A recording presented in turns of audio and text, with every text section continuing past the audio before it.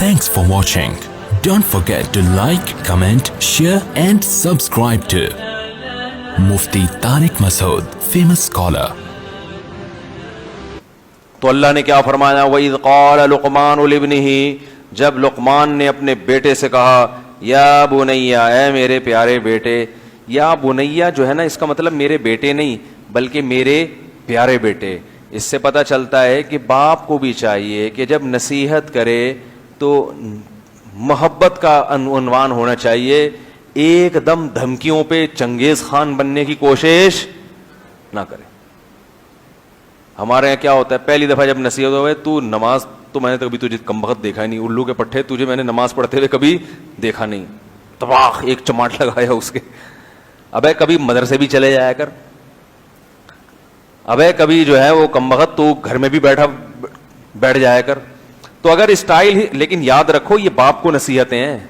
آپ کو چاہیے کہ باپ اگر بدتمیزی سے بھی بات کرتا ہے تو آپ آگے سے جواب نہ دیں. آپ بولیں باپ ہے بھائی، اس کی بڑے احسانات ہیں، کوئی مسئلہ نہیں. آپ کے لیے یہی ہے کہ آپ اس کے سامنے جھک جائیں. لیکن ابا کو قرآن کیا کہہ رہا ہے؟ دیکھو لقمان جیسے نیک آدمی نے یا پیغمبر نے نصیحت کی تو کیسے محبت سے، یا بنیا، اے میرے پیارے بیٹے. اور نصیحت کیا کر رہے ہیں؟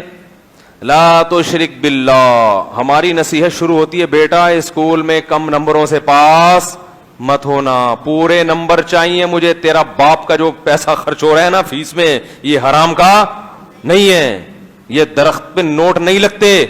اس دفعہ اگر تیرے نمبر کم آئے نا، گھر سے ٹانگیں توڑ کے باہر نکال دوں گا. تو مقصد بچے کا مستقبل نہیں ہوتا، مقصد ہوتا ہے بچہ کماؤ پوت بنے. جب میں تجھ پہ انویسٹ کر رہا ہوں تو مجھے اس کا ریٹرن چاہیے.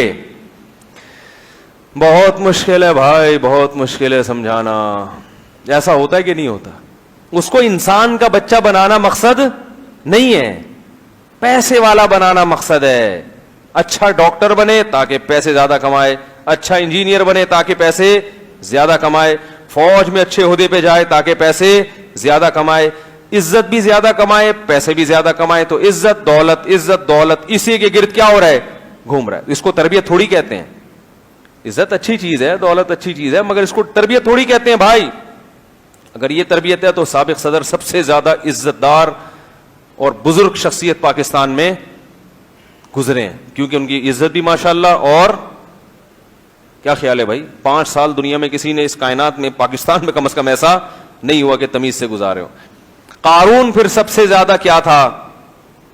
عزت والا اور دولت والا بھی تھا. وہ دولت تھی تو عزت بھی تھی. تو نصیحت شروع کہاں سے کر رہے ہیں؟ لا تشرک باللہ. یعنی بتایا کہ اچھا انسان بننے کے لیے سب سے پہلے کیا ہے؟ اپنے رب کو انسان پہچانے کہ مجھے پیدا کس نے کیا. دیکھو والدین چاہتے ہیں کہ سب سے پہلے بچے کے سامنے ہمارا تعارف ہو، بچہ ہمیں پہچانے. بچپن سے ماں باپ کو اس کی کوشش ہوتی ہے نا.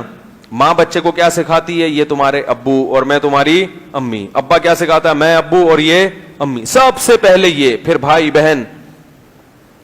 تو پیغمبروں کی خواہش ہوتی ہے کہ بچے کو سب سے پہلے کس کے بارے میں تعارف کروائیں؟ اللہ کے، جس نے ہمیں پیدا کیا اور اس اولاد کو پیدا کیا. تو ہماری آپ کی بھی سب سے زیادہ کوشش ہونی چاہیے کہ بچہ سب سے پہلے کس کو پہچانے؟ اللہ کو. اس کے ذہن میں اللہ بیٹھ جائے کہ بھائی سب سے پہلے اللہ ہے، اور اللہ کا سب سے بڑا حق کیا ہے؟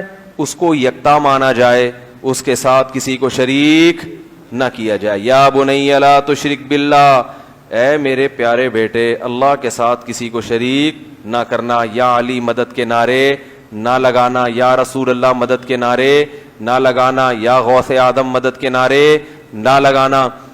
اور اس طرح کے جتنے بھی نعرے جن میں شرک کی بو بھی آتی ہو، بیٹا اس سے دور رہنا. ایک اللہ ہے جس نے مجھے بنایا، تجھے بنایا، ہم سب کو بنایا، بس وہی حاجت روا، وہی مشکل کشا. یہ بچے کے ذہن میں بچپن سے بٹھا دیں. ہم کلمہ تو یاد کراتے ہیں، کلمے کا مفہوم نہیں یاد کراتے. کلمہ تو قادیانی بھی اپنے بچوں کو پڑھاتے ہیں، تو کیا اس کلمے سے ان کی بخشش ہو جائے گی؟ بھائی وہ مفہوم ہی بدل دیا انہوں نے کلمے کا. تو الفاظ مقصد تھوڑی ہیں، الفاظ کے ساتھ ساتھ اس کا جو مفہوم ہے وہ بھی بولے نا ضروری ہے وہ بھی.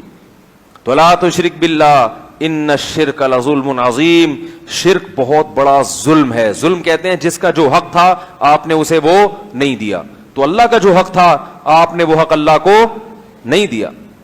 اور پھر آگے فرمایا وَوَصَّيْنَا الْإِنسَانَ بِوَالِدَيْهِ، ہم نے انسان کو نصیحت کی ہے اپنے والدین سے اچھا سلوک کرے. تو اس میں بتا دیا کہ اللہ کے بعد کون ہے بھائی؟ والدین. رسول کا جو حق ہے نا وہ تو اللہ کی وجہ سے ہے، کیونکہ رسول صلی اللہ علیہ وسلم نے اللہ کا تعارف کروایا.